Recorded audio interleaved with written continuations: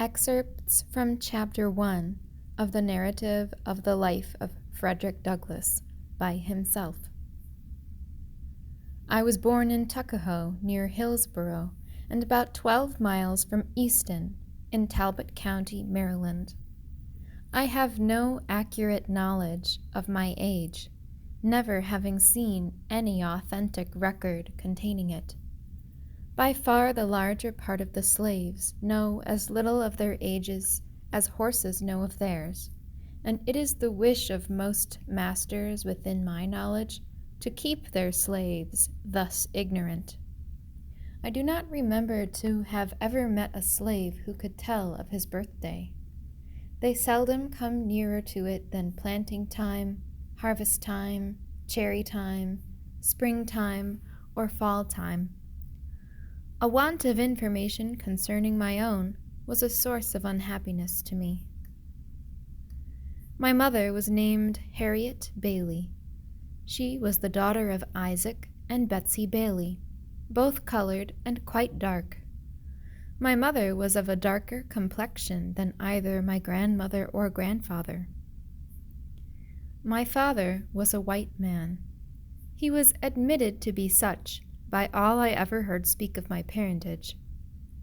The opinion was also whispered that my master was my father, but of the correctness of this opinion I know nothing. The means of knowing was withheld from me. My mother and I were separated when I was but an infant, before I knew her as my mother. It is a common custom in the part of Maryland from which I ran away, to part children from their mothers at a very early age. Frequently, before the child has reached its 12th month, its mother is taken from it and hired out on some farm a considerable distance off, and the child is placed under the care of an old woman, too old for field labor.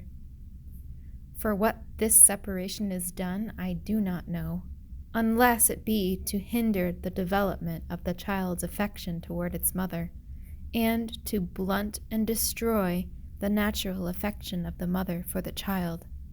This is the inevitable result. I never saw my mother to know her as such more than 4 or 5 times in my life, and each of these times was very short in duration, and at night.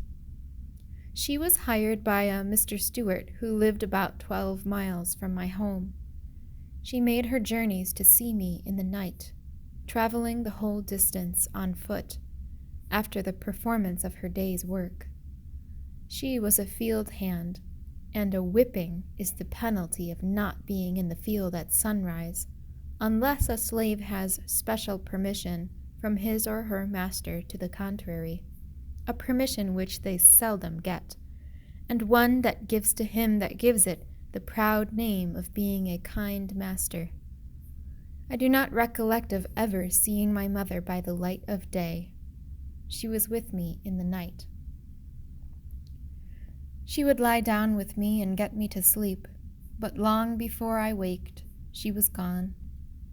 Very little communication ever took place between us.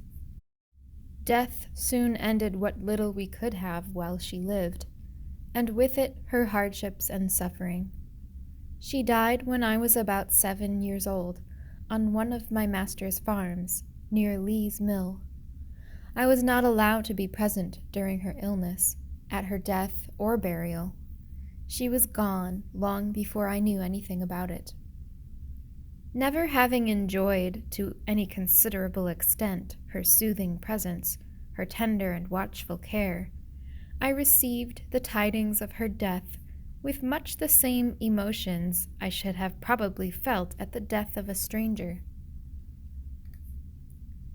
Called thus suddenly away, she, my mother, left me without the slightest intimation of who my father was.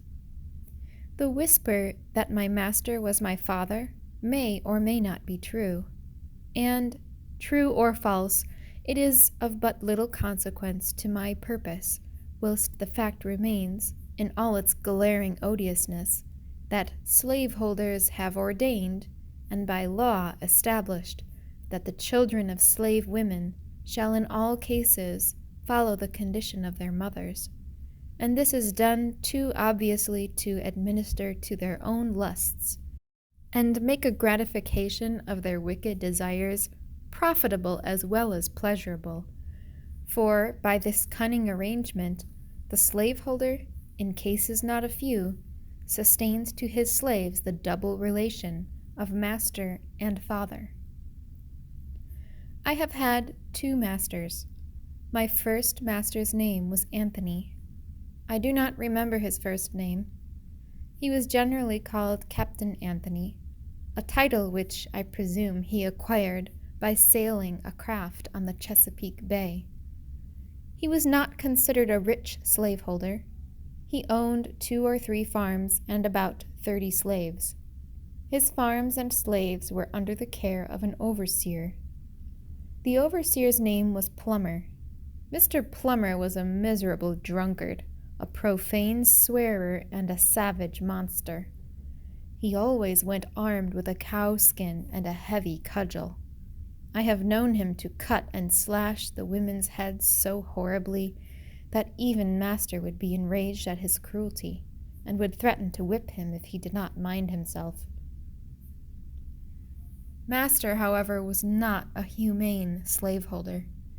It required extraordinary barbarity on the part of an overseer to affect him. He was a cruel man, hardened by a long life of slaveholding. He would at times seem to take great pleasure in whipping a slave. I have often been awakened at the dawn of day by the most heart-rending shrieks of an own aunt of mine, whom he used to tie up to a joist and whip upon her naked back till she was literally covered with blood. No words, no tears, no prayers from his gory victim seemed to move his iron heart from its bloody purpose. The louder she screamed, the harder he whipped, and where the blood ran fastest, there he whipped longest. He would whip her to make her scream, and whip her to make her hush, and not until overcome by fatigue would he cease to swing the blood-clotted cowskin. I remember the first time I ever witnessed this horrible exhibition. I was quite a child, but I well remember it.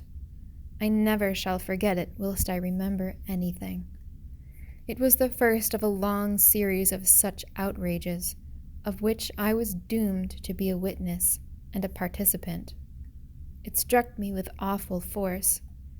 It was the blood-stained gate, the entrance to the hell of slavery, through which I was about to pass. It was a most terrible spectacle. I wish I could commit to paper the feelings with which I beheld it.